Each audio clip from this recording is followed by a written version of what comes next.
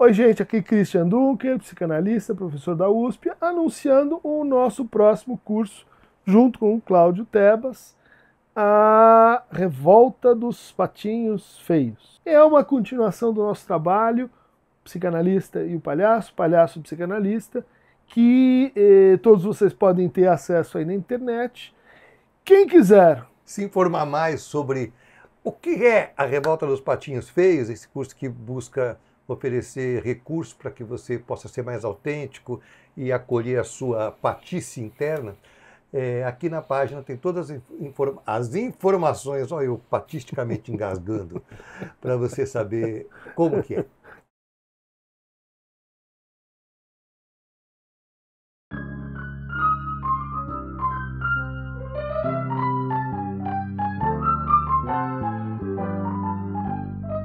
Bem-vindos ao nosso Falando Nisso de hoje, nesse canal YouTube, com o comentário de um livro.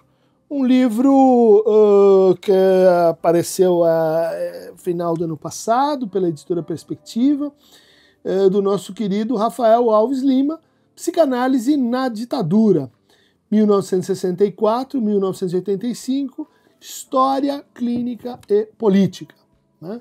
O resultado do doutorado dele, feito no Instituto de Psicologia da USP, sob minha orientação, que representa, quero crer, assim, uma das melhores produções que a gente teve aí nos últimos anos, nesse momento de recapitulação, de reentendimento do que foi a experiência traumática da ditadura militar nesse país. Então ele tem o absoluto mérito de ir aos arquivos, né?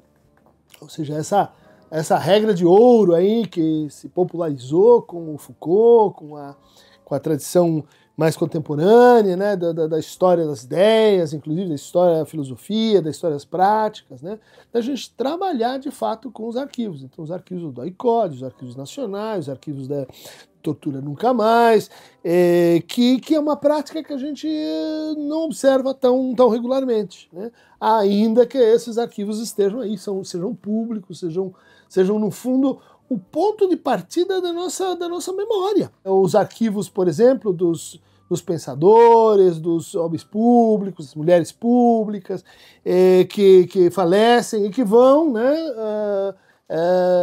ficar sobre um auspício, sobre o tratamento de alguma instância.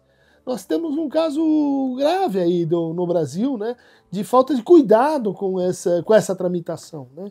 Recentemente, o material, o arquivo, né, do Haroldo de Campos, esse grande crítico, teórico da literatura brasileiro, se ficou mesmo sem destino, né? Foi mobilizado, né, de uma forma meio errática, como infelizmente parece acontecer com uma razoável frequência. Mas o trabalho do Rafael, ele é assim notável pelo uso das fontes, né?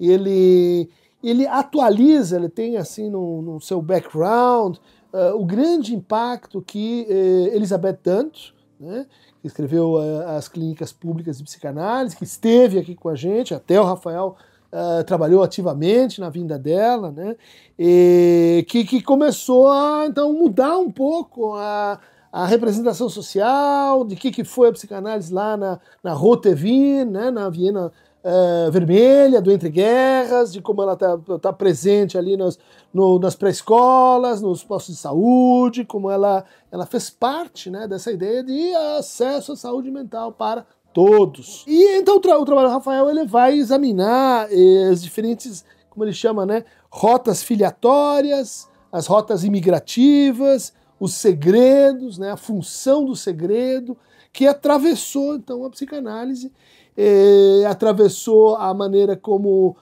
as elites então intelectuais, as elites econômicas lidaram com esse que ele chama, né, de duplo pertencimento, né, a uma instituição, instituições psicanalíticas, mas também, né, a outras instâncias universitárias, hospitalares, e algumas delas severamente comprometidas com o regime militar, né?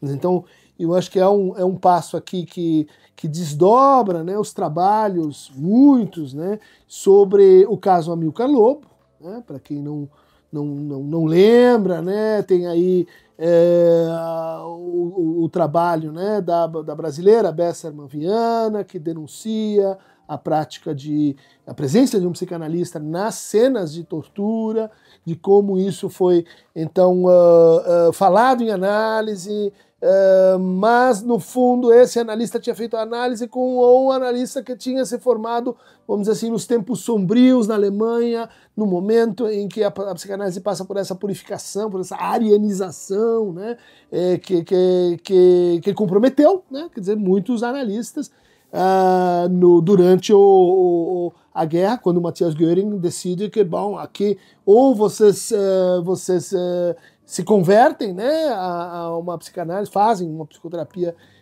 ariana, ou nós vamos exterminar todos os judeus, né? Então muitos conseguem sair à base desse acordo, onde a gente tem psicanalistas que acabam colaborando, né? O Böhm, o Braunschweig, e que enfim, é um capítulo difícil, né, da história da psicanálise, e que tem o seu correlato aqui. Então, no estudo que o Rafael leva a cabo, né, com os diferentes rotas, né, de compromissos que ele vai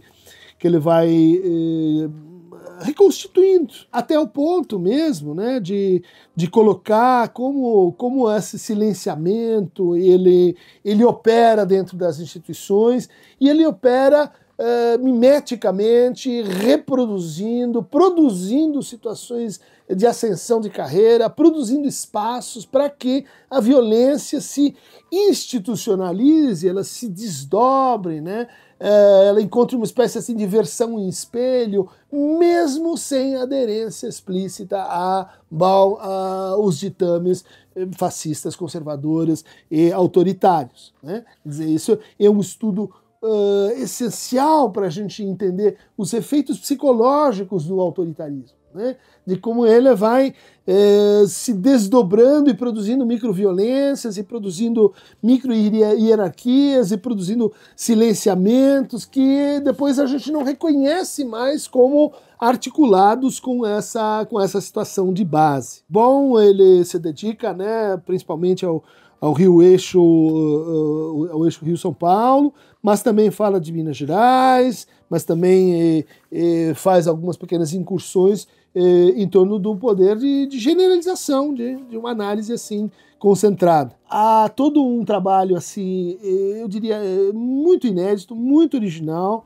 né, que passa pelo entendimento da inteligência militar, né, da Escola Superior de Guerra, sobre o que seria a causa, o processo, né, de adesão ao comunismo, de adesão à esquerda, de adesão às ideias revolucionárias, né? Então há uma espécie assim, de interesse, né, do Estado no saber psicanalítico que supostamente responderia a essa questão a partir de precedentes. Então a gente tem aí o caso do Weissmann, né, que escreveu esse livro sobre a afinidade entre o comunismo e o masoquismo, né, de como haveria, portanto, uma doença mental, né, presente na política, e que originou a expressão esquerdopatia, que depois se debateu tanto aí nos embates com o falecido Olavo de Carvalho, mas também com o Constantino de Souza, né? E todos aqueles que têm essa ideia de que o comunismo ele implanta, né, uma dissociação da família, ou ele vem de uma dissociação da família, ele vem de famílias desestruturadas, era esse o sintagma, né? E de que, assim, como é possível que alguém que seja da elite, bem instruído, que tenha cultura, né, possa aderir ao comunismo? Só pode ser, assim, um ódio ao pai, só pode ser, assim, um Édipo mal resolvido. Então isso estava lá, na ideia de que a elite ela não pode pensar à esquerda, porque no fundo ela está pensando contra seus interesses, né?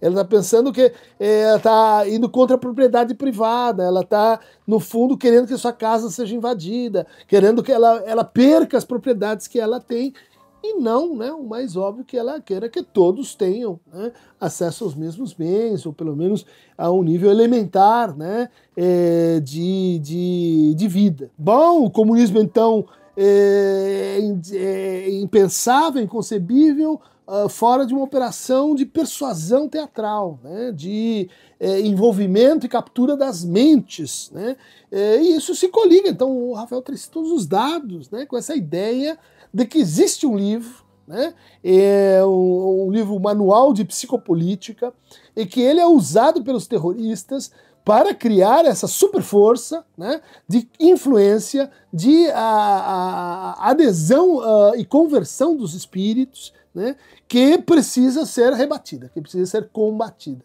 né? E esse combate, então, ele vai se deslocar para o interior das teorias psicológicas. Vejam, está como grande parte do que está acontecendo hoje nessa matéria é, de fato, quando a gente lê o trabalho do Rafael, uma espécie de revival, né, de retomada das questões que já estavam postas lá, né? Quer dizer, já foi estabelecido que não há valência de transtorno para a saúde mental.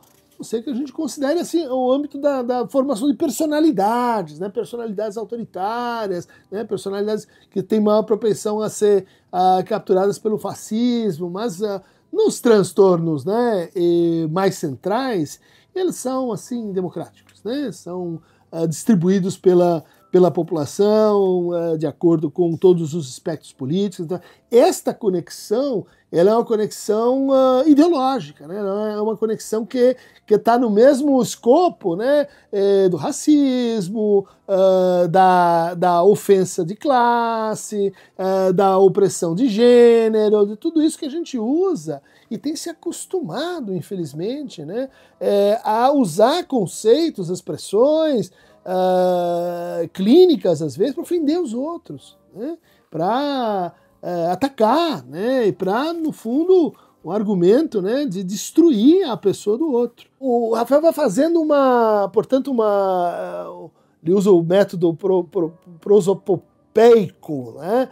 Que é assim, de criar uma espécie de personagem grupal, né, de pessoa coletiva, para poder entender essas rotas e essas alianças e os mitos, né, que estão atravessando a experiência de um momento, né, de autoritarismo extremo no país. Então ele vai falar do mito nacional do pedigree, né, uma expressão que tem que ver, né, com o vira-lata, com a derrota da seleção brasileira, com a formação, né, de um certo caráter nacional, para falar com o Dante Moreira Leite, né, que é do derrotado, né, daquele que é mestiço, daquele que não é puro, e que vai levando a ideia de que do outro lado, né, você vai ter então uma elite, né, que se define pelo pedigree, né? O pedigree é uma expressão que a gente usa para os cães, principalmente, né? Para mostrar que você tem uma genealogia, você tem uma ancestralidade, você tem uma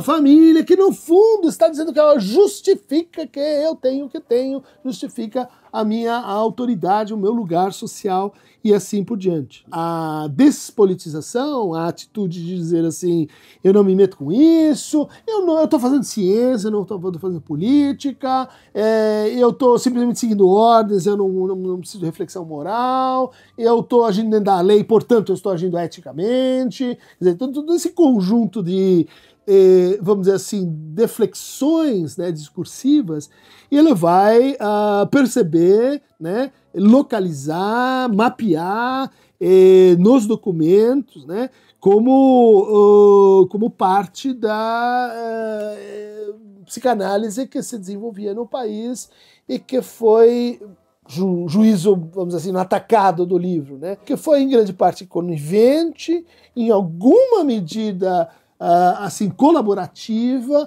mas também em alguma medida capaz de oferecer resistência crítica, capaz de questionar o que estava acontecendo, né? E a análise dele é muito interessante porque não se resume a julgar, né, os personagens coletivos, mas a tentar mostrar por que cada um pensava desse jeito e formar, né, uma certa economia aliança ideológica, vamos dizer assim, entre a brasilidade, vamos falar nesses termos, e o tipo de psicanálise que se desenvolveu, que se desenvolvia naquele momento. A começar pela ideia, né, psicanalítica, mas veja só, né, ela vai receber aqui no solo de Terra Brasília a sua própria versão. A ideia de que, para se tornar analista, tem que fazer uma análise. E isso cria, então, uma espécie de genealogia. Olha aí o pedigree, né?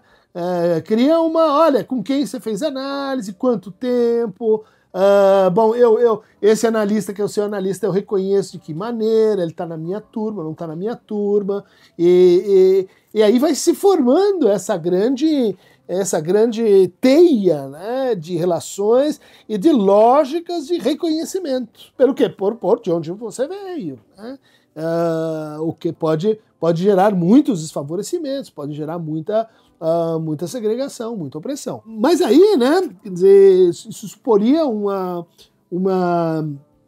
estado de coisas fechado. Mas aí você tem os imigrantes, você tem os estrangeiros, né?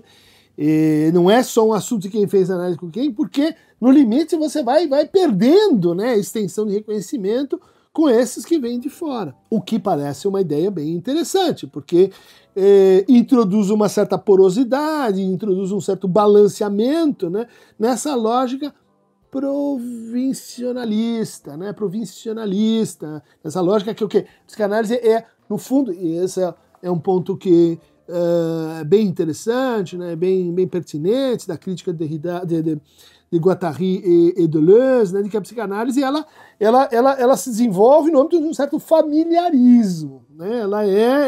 Ela tem dispositivos de família ampliados. Então as associações psicanalíticas frequentemente são estruturas homólogas a de uma família, né? Por exemplo, tipicamente, a mulher que especializa em psicanálise de crianças, o líder que tem lá suas seus liderados, e que, bom, a gente não vota, isso, bom, é dado como uma autoridade que vai se naturalizando, sem muita, né, alteração entre os poderes genealógicos, portanto, os poderes etaristas, né, quer dizer, os mais velhos têm assim, uma precedência que vai se multiplicando. Esse ambiente, né, essa semi-estrutura, ela é muito fácil para adesão ao autoritarismo, né? Ao poder vertical, né, ao poder constituído, naturalizado, as pessoas que são assim ungidas, as pessoas que são execradas, né, combina com o que ele chama de o elitismo psicanalítico nacional, né? E sim, né, não há a menor dúvida de que a psicanálise compõe, e ele vai mostrando aqui, uma elite, gente. Acusar a psicanálise de elitismo é um pouco assim, bater em cachorro morto, porque o problema não é esse. O problema é saber o que vamos fazer a partir dessa posição de elite, né? Quer dizer, perceber que a elite não é classe, bom, como a gente vem aí discutindo em várias arenas. Bom, então ele vai constituindo os quadros institucionais, ele vai fazendo uma coisa que é muito importante para a gente, que é também suprir, né, os psicanalistas, né, da história da psicanálise.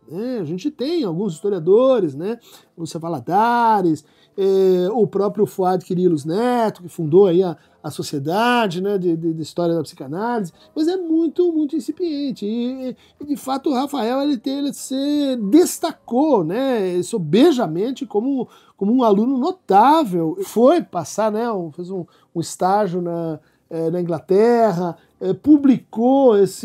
organizou, né, esse livro em inglês, né, Brazilian Psychosocial Histories of Psychoanalysis, né, junto com a Belinda Mandenbaum, junto com o Stephen Frosch, né, um trabalho publicado em inglês, né, com o pessoal da Birbeck, né, sobre a história da psicanálise no Brasil, coisa diferente mesmo, né. Há uma versão brasileira, né, desse trabalho, que se chama Histórias Psicossociais da Psicanálise Brasileira, né, que saiu aí pela Benjamin Editorial. Então, quem quiser dar uma olhada, a gente tem um capítulo, Guillermo Milan Ramos e eu, no contexto de uma pesquisa que a gente faz, História da Psicanálise Brasil e Uruguai, a gente tem um capítulo nesse trabalho sobre evolução, né, do discurso de casos clínicos na psicanálise brasileira.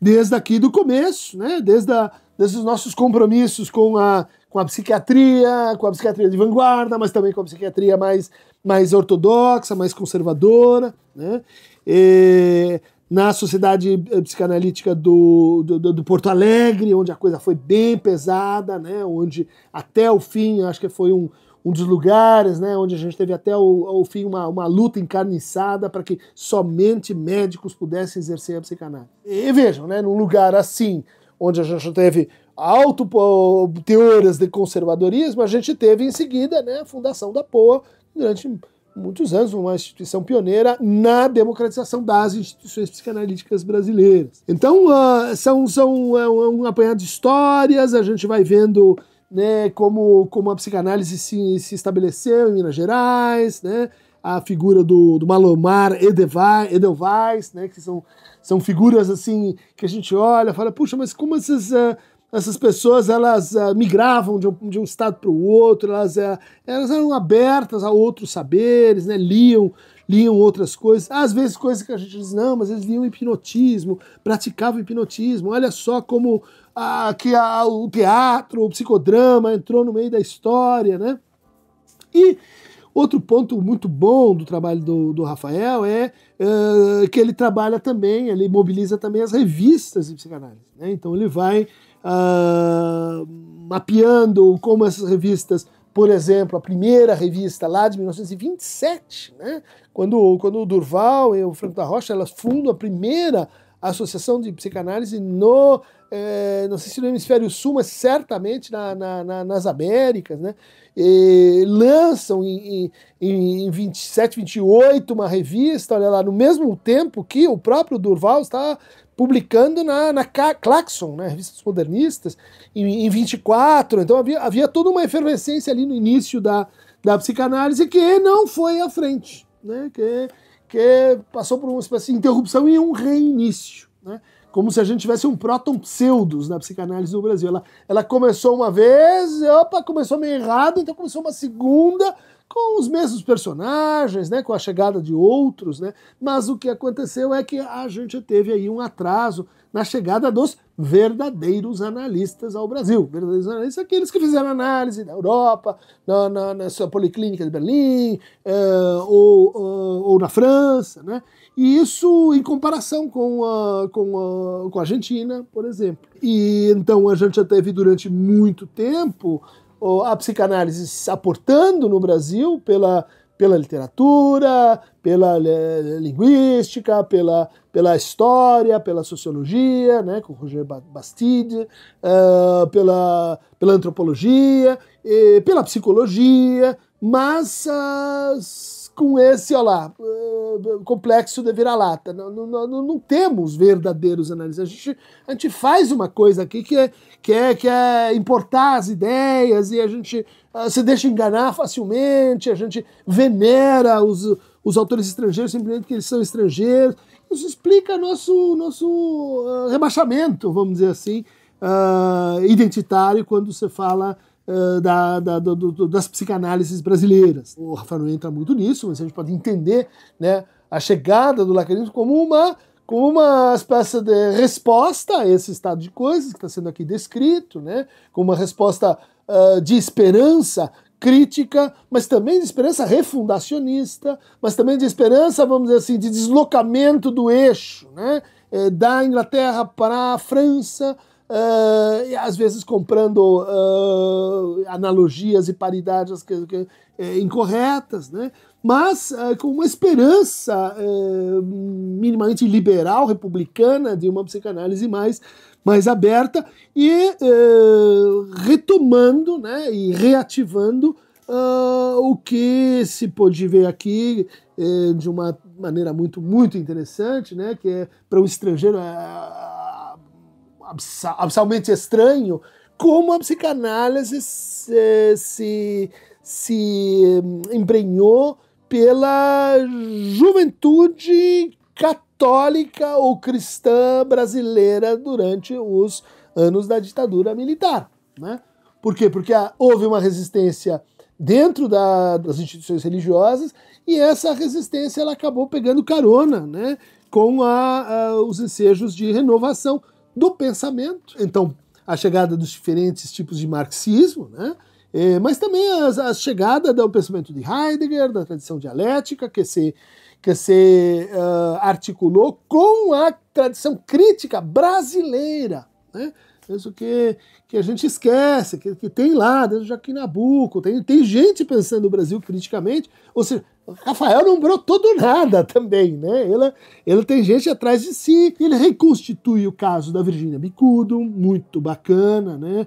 Momento delicado, porque Virginia, né, negra, que foi prejudicada na sua ascensão e seu reconhecimento como psicanalista, que teve que ir para fora, teve que estudar na Inglaterra para poder voltar e aí sim dar as cartas, né? Então, você tem um exemplo, ela foi aluna do Florestan Fernandes, um dos nossos maiores sociólogos, estudou a questão do branqueamento, estudou a questão de como a relação classe-raça funciona no nosso país, mas quando ela entra na psicanálise, bom, parece que isso fica para trás, isso é um outro assunto, inclusive para poder se tornar, né, verdadeiramente psicanalista, ela teria que mudar de discurso, né? Como até hoje a gente vê bobagens desse tipo, né? Quer dizer, você tem que fazer uma espécie de conversão do discurso. Deixe, né, a universidade para trás, deixe a pesquisa para trás, deixe a política para trás, entre na psicanálise, renuncie ao século, né, ao mundo, à vida mundana. Não, isso o Rafael dá aqui ingredientes para a gente entender. Principalmente, ele reconstitui, então, os que colaboraram, né? Aqueles que foram, então, avisada ou desavisadamente partícipes de denúncias, né? Partícipes de indicações de quem é que está suspeito dentro das instituições. Isso a gente não sabia, isso é uma novidade aqui quer dizer, não sabia, né? Não sabia com provas, com material corroboratório, né? E que vão produzindo uma outra imagem, né? Quer dizer, o caso do Amilcar Lobo talvez não tenha sido um caso isolado, né? Foi o caso mais agudo, mas isso estava, né, aí no momento em que a psicanálise estava às voltas com o desejo de ser reconhecida, com o desejo de entrar dentro do Estado, né, de participar, né, por exemplo, de políticas da educação. O Rafael passa por isso, como ela pretendeu, né, se estabelecer dentro de um projeto político ligado à educação, foi rechaçada, mas mesmo assim sofreu ou recebeu, né, muitos incentivos, e que ao final essa colaboração custou caro, né, para muitos. Vejam só, isso ajuda a entender, né, o paradoxo brasileiro, né, quando a gente pensa lá a tese da Rodine Scotti, que num país em fechamento democrático, a psicanálise não vai bem, porque ela precisa de democracia, de livre associação, que seja, né, uma aura de liberdade para que as pessoas possam falar enfim, e colocar o conflito como motor, né, da sua vida, e pensar-se nas suas contradições, e pensar-se nas suas tensões familiares e da família com a sociedade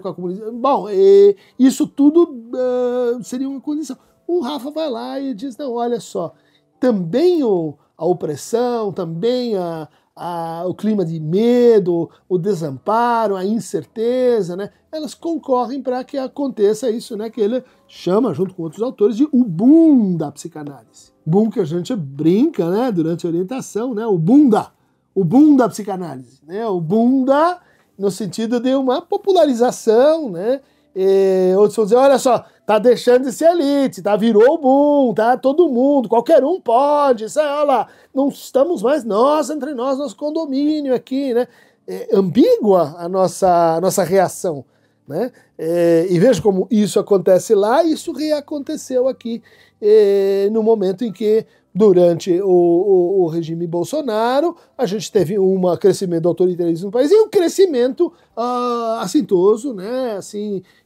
generalizado da psicanálise ao mesmo tempo. Ou seja, é uma tese muito atual, né, ela ajuda a gente a, entendendo o passado, repensar o presente, né, em acordo aí com o que a gente espera de uma historiografia, né.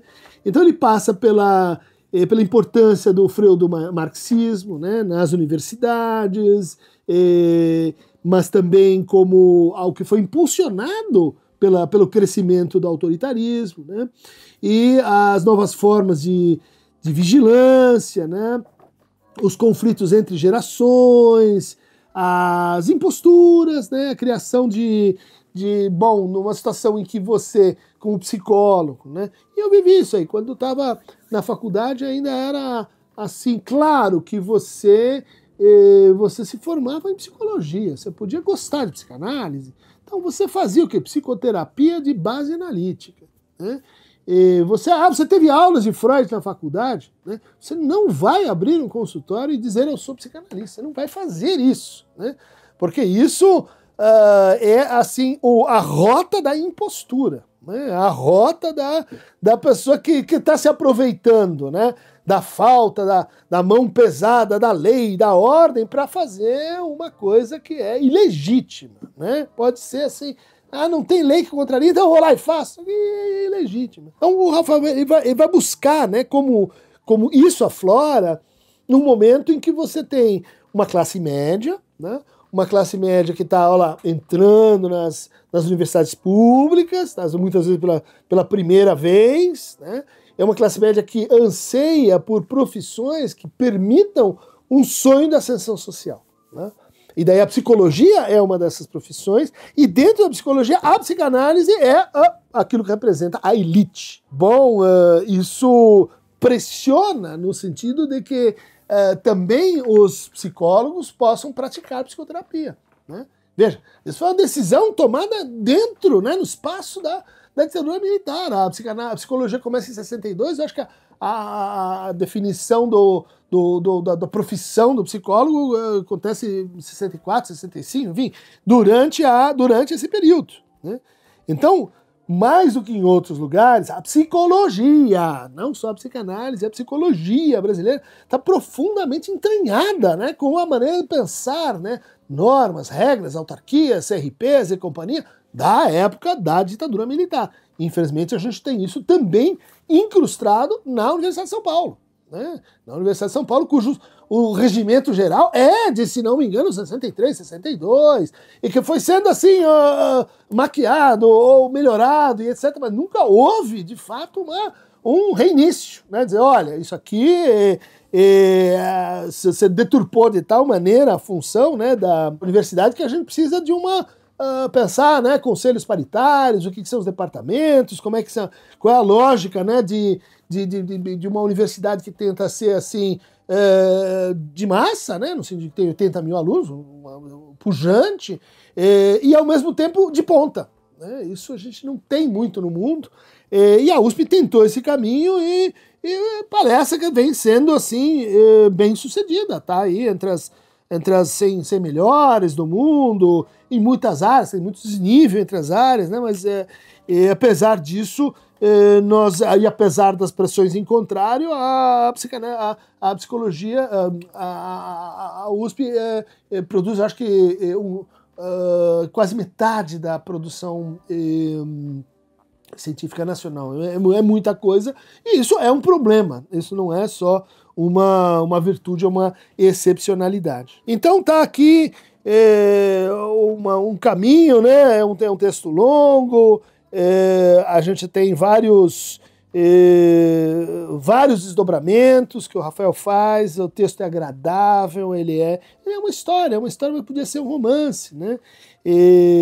Sobre a guerra psicológica, né? Acho que esse é o core do negócio, a guerra psicológica, ou psicopolítica, né, esse livro mítico, né, lido pelos terroristas, e o Orville, essa história não resisto a contar, né, o Orville é o quê?